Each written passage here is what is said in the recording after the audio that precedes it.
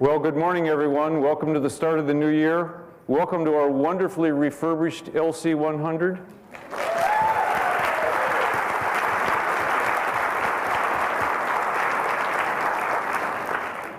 I'm not sure whether I should think of myself as a guinea pig or a pioneer with the technology, but we'll see. Your first homework assignment of the year is to remember the title of this article, Only Connect. And yes, it could be on the test. But first, two brief anecdotes. A few months back, a New Paltz alumnus who works in the financial industry told me that early in his career, he avoided telling his colleagues where he had earned his degree. But he now says that he proudly lets people know that he's a New Paltz alum. And last month, while addressing parents at new student orientation, Vice President Dave Rooney referenced how the college's reputation has changed over time, improved over time. Afterwards, several parents came up to him identifying themselves as New Paltz alumni, and one of them said, "My degree from New Paltz is worth 5 times now what it was when I graduated." These are very powerful statements about our growing reputation and how it resonates with people who matter to us. These are stories that are the result of many years of great work by this entire New Paltz community. And today I will speak about the values and the accomplishments behind these proud judgments, and about the work that we will undertake to ensure that our alumni will continue to want their sons and daughters to come to New Paltz. I hope that I'll see you today at Fall Convocation, which is another mark of the new year. Our featured speaker today is Professor Jack Wade, Chair of the Theater Department.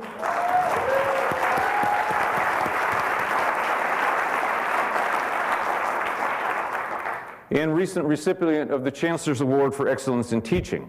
That's where I was supposed to pause for applause.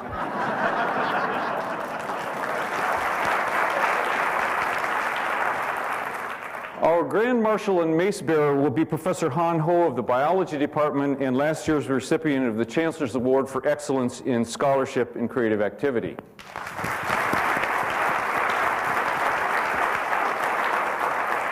Showcasing faculty achievement as we welcome our new students symbolizes for them and for all of us the essential role of faculty in our educational mission. Let me express my gratitude for your dedication and your hard work to make New Paltz the high-quality learning environment that it is.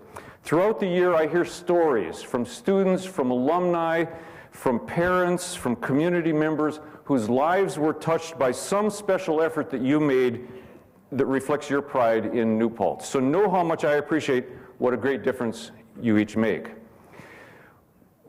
We will introduce new academic and professional faculty individually at the first faculty meeting next week, and new classified staff at a meeting on September 11.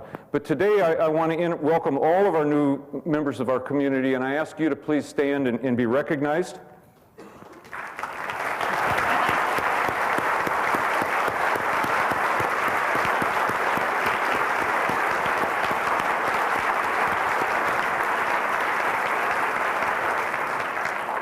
You've joined a wonderful community, and we look forward to your contributions and to supporting your professional growth here at New Paltz. Earlier this week, I announced that we completed a national search for a Vice President for Administration and Finance, and that our own Michelle Halstead emerged as the top candidate.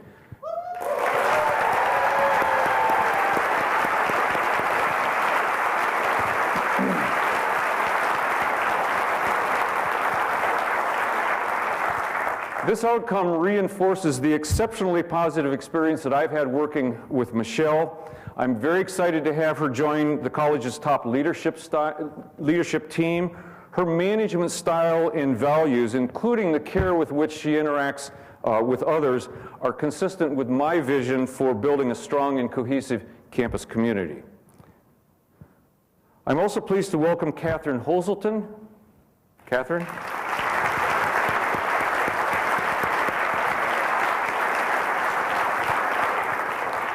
Catherine joined us 2 weeks ago as Assistant Vice President leading our reorganized sponsored research programs. Catherine comes to us most recently from the University of California, San Francisco, where she held several positions in grant proposal development and post-award management. So welcome again, Catherine.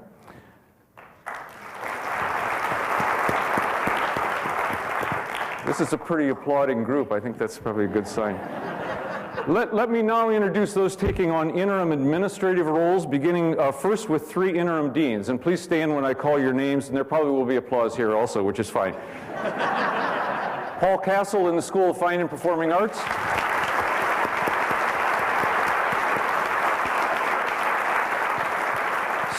Stella Dean in the College of Liberal Arts and Sciences.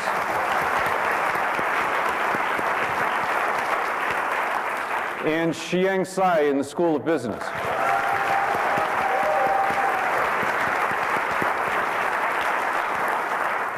Lucy Walker, who was previously senior analyst in the Office of Institutional Research and Planning, is serving as interim assistant vice president.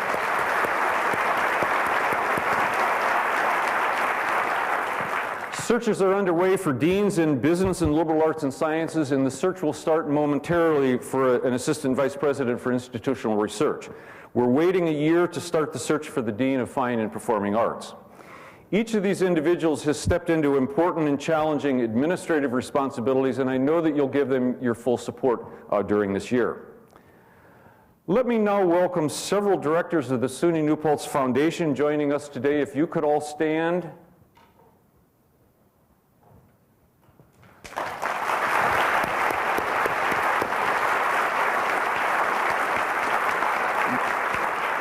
We have Noah Dorsky, Karen Dorsky, Myra Kressner. David Dorsky is hiding some. Oh, there you are. Okay. The foundation is a nonprofit affiliate of the college that exists to help us raise and manage private funds that support the college. We're going to make a special effort this year to increase the visibility of the foundation and its contributions, and to better connect foundation directors with the life of the college. So thank you all for being here today, and thank you for your great work and support of the college. I'm also pleased to introduce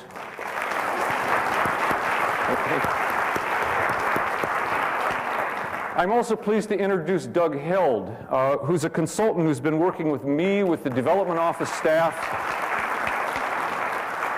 and with the foundation as we strengthen our development efforts.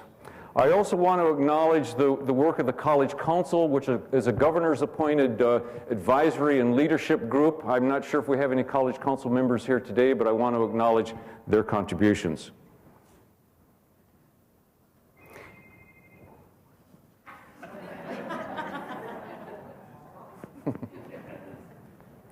It's become a tradition at the start of each new academic year for the president to reinforce in this speech who we are, what we value, and what we want to be.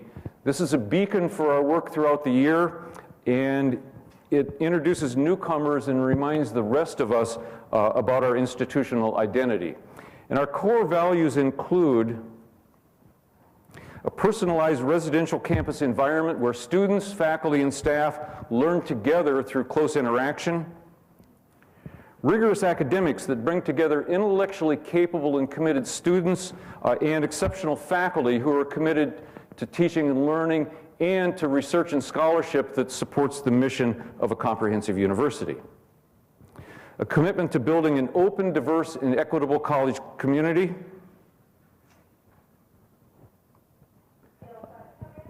I should be sure my cell phone's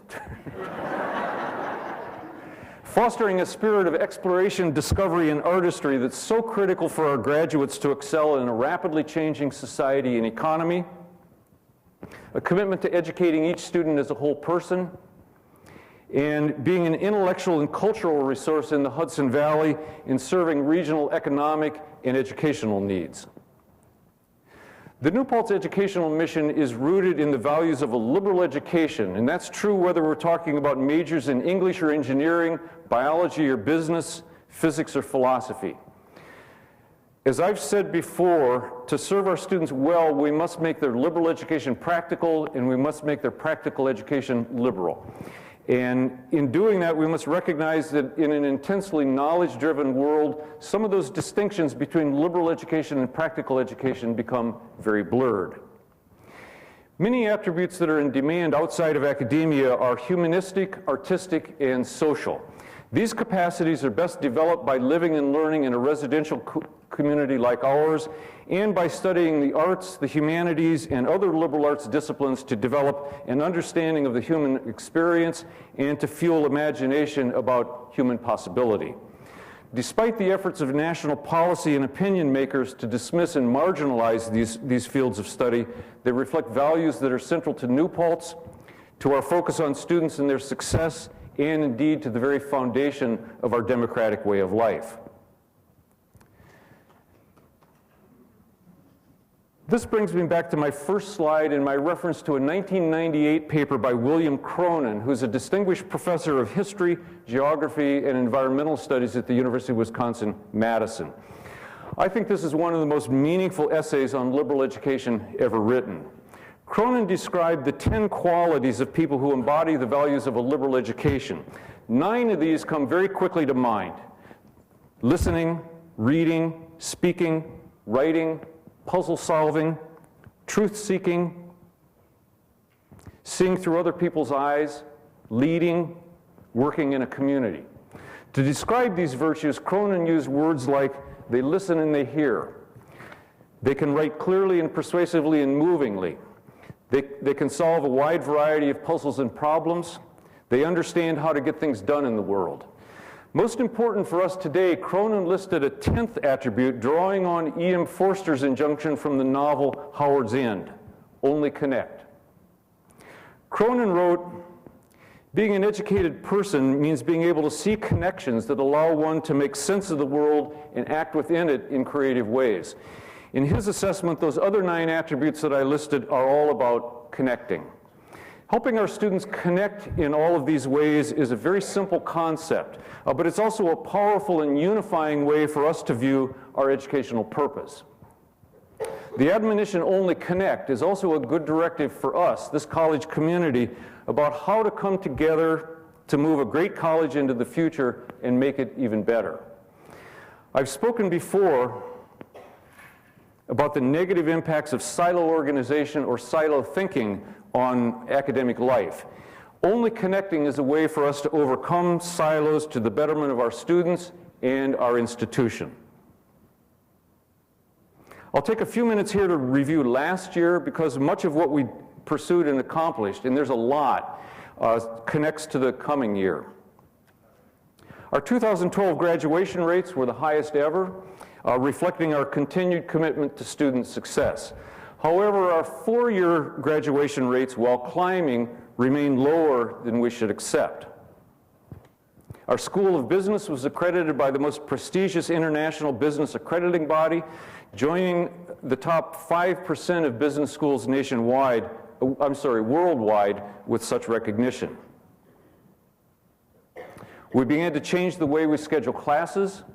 We're making these changes because of clear evidence that we shared last year that our course schedules are out of line with national standards and best practices, and that we rank near the bottom of the SUNY system in student assessment of course availability, a very likely contributor to our lagging 4-year graduation rates. I've already received student feedback that scheduling changes have noticeably improved access to mathematics courses this past year. Professor Kathy Goodell, I think Kathy's here.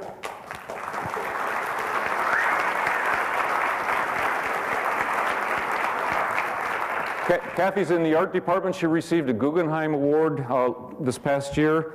And Professor Michael Vargas of history, who's not here today, was awarded a Fulbright leave. And both of these achievements are emblematic of the significant contributions and achievements of New Paltz faculty. The first faculty art exhibition in about 10 years inspired students and members of the community. The number of tenure-track faculty at New Paltz was higher at the start of last year than prior to the recession and 2 ensuing rounds of major budget cuts. And at the same time, the percentage of our courses taught by part-time faculty was the lowest in 15 years. Both of these are reflective of our commitment to full-time faculty as the core of our academic quality.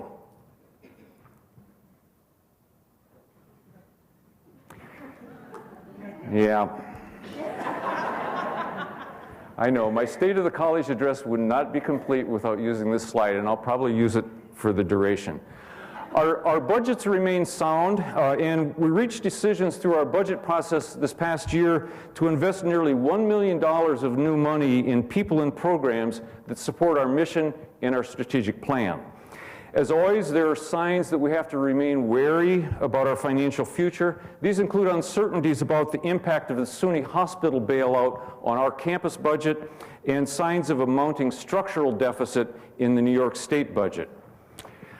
I regret that constrained state budget has resulted in bargaining agreements for state employees that are not what any of us want to see.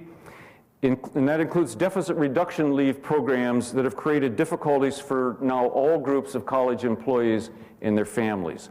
Like you, I look forward to a stronger recovery of our state economy that will relieve these kinds of constraints. Last year, we raised more private dollars than any year in the past 4.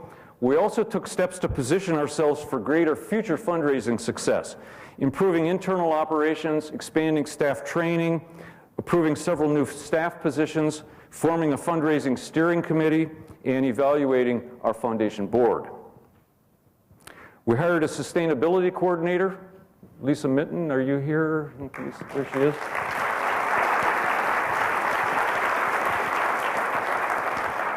We also completed a major sustainability plan and will continue to pursue important green initiatives such as a very detailed energy audit. New Paltz was again included in Princeton Review's Guide to Green Colleges. Our student athletes and teams made history. For the first time, we had 2 SUNYAC championships in the same year.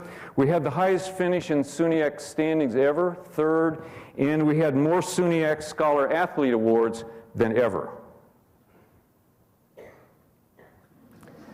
We've got to have some fun. Our Hugo the Hawk won the first annual Generation SUNY Mascot Madness contest.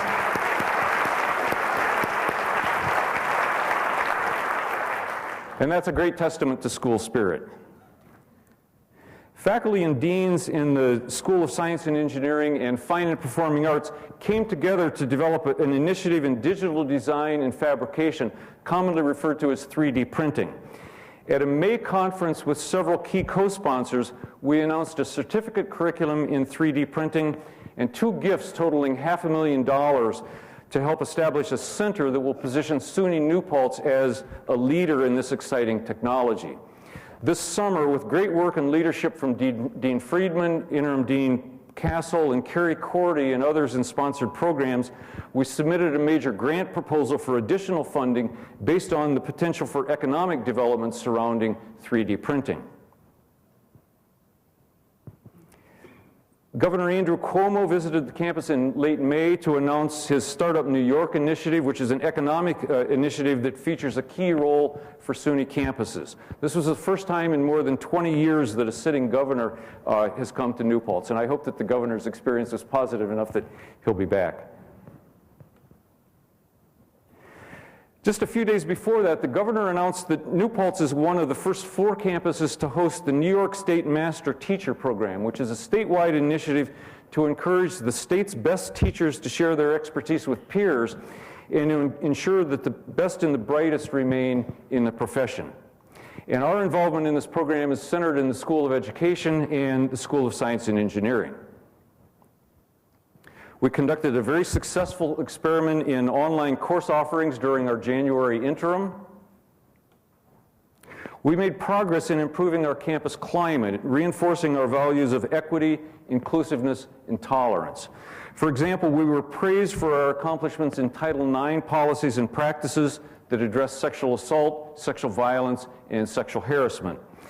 And just this summer, an LGBTQ task force that had worked during the spring and early summer prepared a report drawing on our recent campus climate survey. New Paltz continues to score highly in regional and national rankings like U.S. News and World Report and Kiplinger's Guide. President Obama's speech yesterday at SUNY Buffalo confirms the attention that college affordability and all of its dimensions, graduation rates, tuition cost, student loan debt, loan default rates, many others, will receive increasing attention and focus in the coming years. In that vein, 2 different national surveys of return on investment for affordable colleges released during the summer are of interest to us. In these surveys, the investment is tuition and the return on investment is a calculated lifetime earning. We were number 2 in the nation in one of these rankings out of 975 institutions considered. And in the other, we ranked worth applause.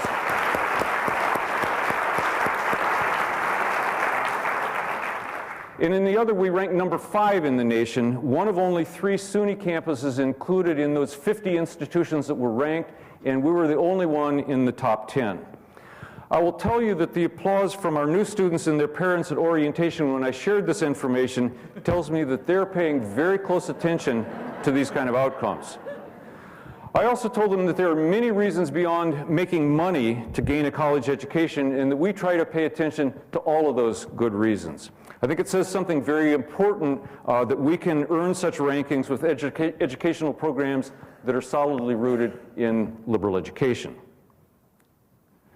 The college continued to be an important player in the Hudson Valley through research on regional issues conducted by CREO and faculty in various units, programs offered by the Institute for Disaster Mental Health, outreach efforts like Piano Summer, Dorsky Museum exhibitions, and various conferences hosted on the campus. New Paltz employees were very generous in supporting the region through the annual State Employees Federated Appeal, or SEFA campaign, and this led to the college receiving the first ever Best Campaign recognition in that effort.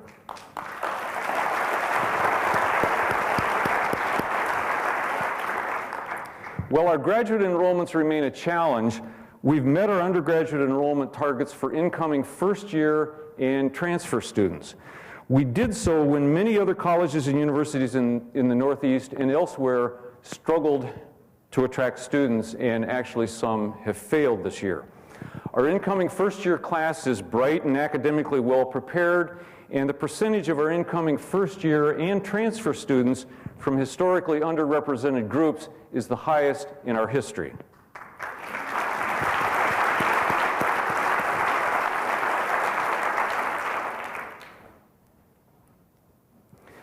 We completed a successful strategic planning process, generating a community sense of where we've been and the most important initiatives to become even better. That is a clear roadmap for our future. We focused on the overarching question of what's best for our students, both now and in the future. This effort explicitly respected the identity and values of New Paltz and gave a careful eye to the significant recent changes in higher education. I knew I would do that. Our plan was guided by a broad-based steering committee, and I approved that plan, as I believe you know, earlier this summer. We engaged in some other critical planning efforts. After hiring a director of alumni relations, I established an alumni task force that developed a mission statement and plan for connecting the college more effectively with our alumni. Vice President David Eaton chaired that task force, and Brenda Dow, director of alumni relations, was vice chair. Thank you for your leadership of that. Associate Provost and Dean of the Graduate School, Laurel M. Garrick Dehaney, led a review of our graduate programs and developed a strategic plan for the graduate school. I'm very grateful for all the work that people put into these planning efforts this past year. So let's look now to the year ahead, particularly the work that we will do to advance the strategic plan. We've formed a strategic planning council, which is led by Associate Vice President for Student Affairs, Ray Schwarz. That group began to work this summer to recommend initial actions that support the plan. The council will function during the life of the plan, developing metrics and reporting benchmarks to judge our progress. They'll help with implementation, and they'll communicate about our progress. The strategic plan will shape how we allocate new resources, but we must recognize that we can make significant progress in many ways through modest, low-cost, or in some cases no-cost changes in how we do our work.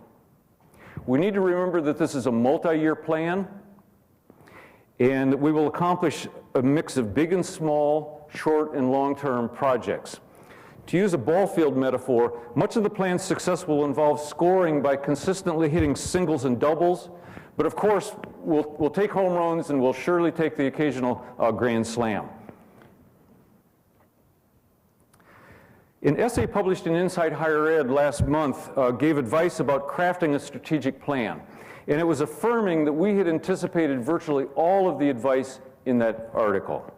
Examples are: have the president support and lead the planning process but not exclusively control it; form a planning task force that may morph into a standing committee that monitors implementation and assesses the plan's impact; pay ongoing attention to the external environment to understand the big picture and the changing context of higher education; communicate relentlessly about the plan; keep score on progress and report out regularly; don't let perfection be the enemy of the good.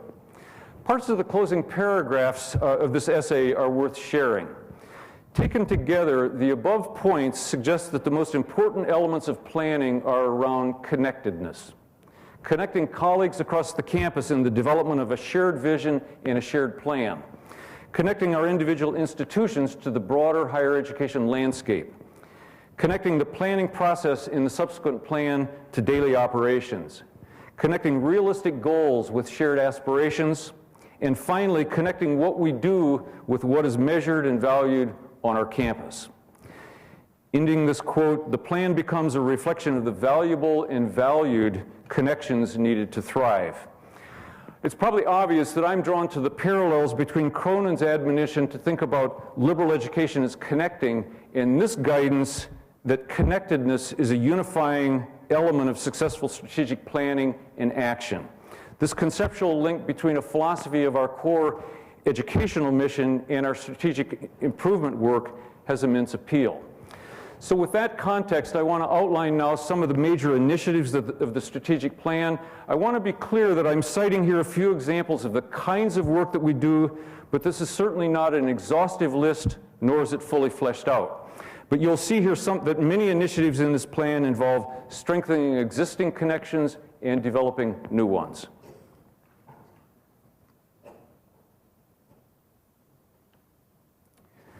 I've written and spoken before about the imperative to continuously improve the quality of our educational offerings in the experiences of our students. That's what this initiative is about, and it's not accidental or trivial that it's the first listed in our plan. I'll repeat here my mantra that you'll probably always hear from me, and that is that even if you're very good, which we are in this area, we can still get better. Many actions in this initiative involve curriculum and pedagogy and must be developed by faculty with leadership from department chairs, deans, and the provost. This includes the ongoing evaluation and revision of our general education program. Some of these things will advance right away, including evaluating the role and effectiveness of the Teaching and Learning Center to expand faculty development in areas such as the use of evidence-based pedagogy, effective use of technology in the classroom and to support online education, and effective academic advising. We will continue to grow our honors program and our undergraduate student research initiatives. We'll continue to improve class scheduling, and we will support new curricular offerings, including the Digital Design and Fabrication Certificate and our Mechanical Engineering program that's currently under review. After more review and consultation, we'll begin to implement key recommendations of the graduate school strategic plan. That will include phasing out under-enrolled programs and developing or expanding others so that we're investing our resources wisely. A quality learning environment includes its living and learning spaces, like this one. And we're going to experience ongoing disruption this coming year from construction and renovation this year. But again, I'll repeat another one of my mantras that the only thing worse than a campus torn up by construction is a campus that's not torn up by construction. So I hope we can look at the bright side here. The Worcester renovation is proceeding well. We have the go-ahead to resume our library renovation and the construction of both the new science building and new residence hall. On the last day of the fall semester, very last day of the semester, students will move out of Lefevre Residence Hall, which will renovate before the start of the 2014 academic year. The environmental review of the Park Point housing project is nearly complete, and the Town Planning Board will hold public hearings this fall on this project. The developer remains optimistic about breaking ground in spring 2014 for this project that is so critical for our future. Another initiative is to establish an engaged living and learning community. This includes assessing the effectiveness of current programs and developing more programming that connects academics and student life. We want to develop new mechanisms for personal and professional relationship building to form a stronger sense of community among faculty, staff, and students. This will include efforts to connect individuals with each other across units and to increase understanding of across the campus of the work of different departments in different units. One of the outgrowths of the LGBTQ climate initiatives has been the development of an Allies program to be launched this year with support from the Office of Compliance and Campus Climate. Strengthen philanthropic commitments and success to connect donors with opportunities to help us achieve a new margin of excellence. This will include my work with our fundraising steering committee and in cultivating donors. We will also continue to improve the functioning of our foundation and increase staffing in the development office. Next week, we finish on-campus finalist interviews for the Vice President for Development and Alumni Relations, and I hope to conclude that search shortly. Finally, we will take steps to build a stronger culture of philanthropy here at SUNY New Paltz. Engage alumni in the life of the college by realizing some of the highest priorities in the Alumni Task Force report. Many faculty, staff, and students, staff and departments have stepped up to help support with a remodeled reunion weekend next month. Alumni tell us that their relationships with faculty and staff are what keeps them most connected to New Paltz. So I hope that as many of you as possible can join our reunion activities to help reinforce those relationships. Market New Paltz internally and externally by being more effective at telling the New Paltz story. And we have a great story that we have not told to our many constituencies. And this will advance student recruitment, philanthropy, alumni relations, political and public awareness of the college's strengths and many accomplishments. This year, the Office of Communication and Marketing in campus units will forge stronger relationships and deeper knowledge of each other's work through what we're calling assigned liaisons from the Office of Communication and Marketing, regularized interactions, and shared planning to advance institutional goals. Improve internal processes and address institutional capacity by serving students particularly, but also faculty and staff, and by optimizing the use of our most valuable resources, which is your time. The planning process identified many things that we do just because that's the way we've always done them, and we need to take a more careful scrutiny of how we do our work and change things as warranted. For example, this year we will introduce a new software-supported tracking system to improve employee recruitment and hiring processes to save time for all involved. Anybody here work as a search committee chair last year? And to improve communication with applicants. We will continue and refine work that the provost and the deans have begun to articulate and communicate standards and expectations for reappointment, promotion, and tenure, including standards for promotion to full professor. And we will work to be sure those expectations align with our institutional mission and priorities. Certainly one issue that was voiced by faculty during our Middle States